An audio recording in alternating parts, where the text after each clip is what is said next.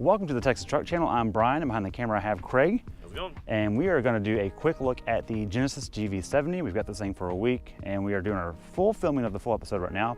We're going to take a quick break and show you a little behind the scenes. Quick look at some details that we don't show you in the full review because we just don't have time for it. So let's walk around it and check it out. First things first, you just need to understand that Hyundai and Kia have been taking advantage of a lot of designers and engineers in the automotive industry for about 5 years. That's why this looks blatantly like a Bentley on the front. That designer came from Bentley. That's why it drives like an Audi or BMW. And this is the first Hyundai Kia product that I've driven that you can tell those engineers are behind it, just dynamically. That's really nice. I like that a lot. Nothing against the previous ones. This is just really a good markup for them. But some of the things we want to check out. Headlights. These are LED. There's 4 pots on them. And one of the styling cues they have in the front and the back is this dividing line between each one. The taillights have a divided housing as well. This is the 2.5T all-wheel drive Advanced. We don't have the 3.5 V6, we have the 2.5. This motor is shared with a lot of Kia products. We've had it in the, Sonata Inline, the K5 GT, the Sorento.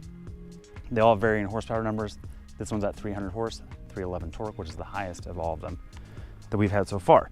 Something that is maybe not gonna come out on camera, but proportion-wise, this thing has a nose on it. It's got a long hood and it's got a broad face on it. It has a lot of presence. It doesn't look like a sport luxury crossover that is trying to look minuscule. It has a bold face, it's up there.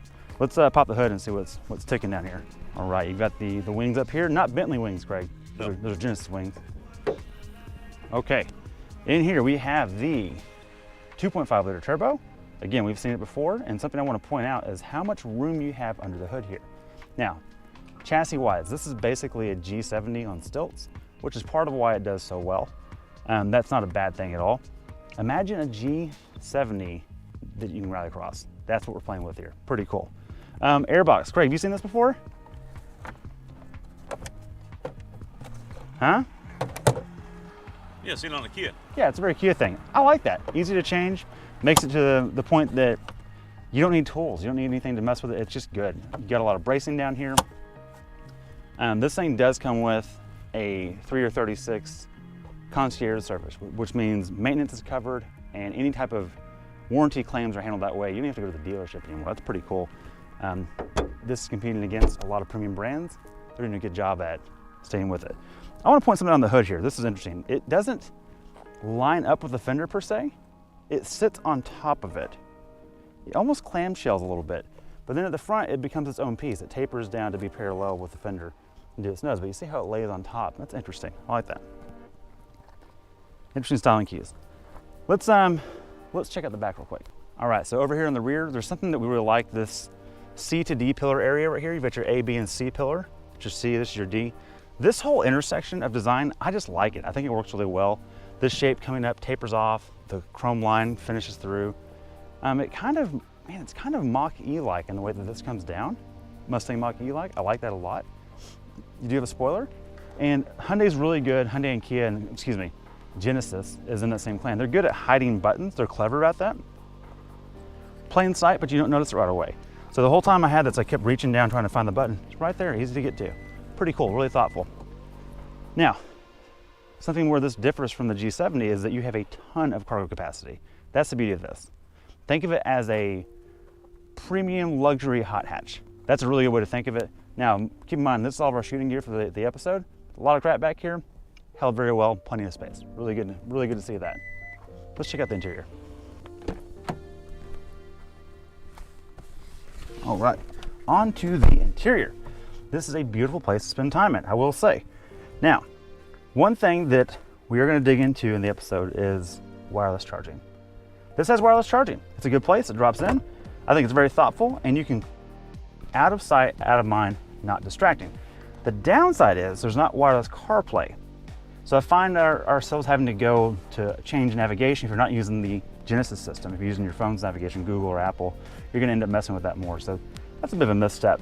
We do have USB ports, we don't have USB-C ports. I feel like that should be a thing as well in 2022. I do like the steering wheel. Let me show the audience real quick. This is a 2-spoke steering wheel, which seems a little cheesy to some. I love it. There's no bottom spoke here. Craig and I differ on the opinion a little bit of it, but I think it just harkens back to an older design of a classic American car. You do have a mixed cluster. It is analog on the left with speed, and it's digital on the right with attack. And that will change design based on mode that you're in, which is pretty neat. Now, one of the things that I'm not crazy about is this haptic touch in the middle. You do have dials for your climate control, but right here, these are haptic feedback, and they work, and the screen moves and it vibrates when you push things, but you have to look for it when you're driving to find it, which is a little bit frustrating. Center stack, you've got 2 dials. Craig brought up a good point here. When you're looking at the road, you can't tell which one you're touching, so I kind of wish, there is a knurl here to tell you, but you have to learn that on your own to understand that. You also don't have any knobs for the radio. You have scrolls, which I find interesting. That's your volume and your tune. And something cool they've done here, which Lexus has also figured out, is this screen is far away, but it is still touch. You can still do things with it, whereas some Audis don't let you do that. That is nice to have that feature. It's hard to tell in the daytime, but there's ambient lighting all the way through here. Good cup holders. They fit real cups. And I will say the interior is completely rattle-free. That's pretty cool. So if you want to see more on this, stay tuned. We do have a full review coming right after this video dropping, and we'll see you next time. Oh yeah, we have a Patreon. Check that out. There's a link below. If you want to support the show and help produce more of these, we eat GoPros like cereal. You wouldn't believe it. That would really help us out. Check out the link below. Thanks for watching. We'll see you next time.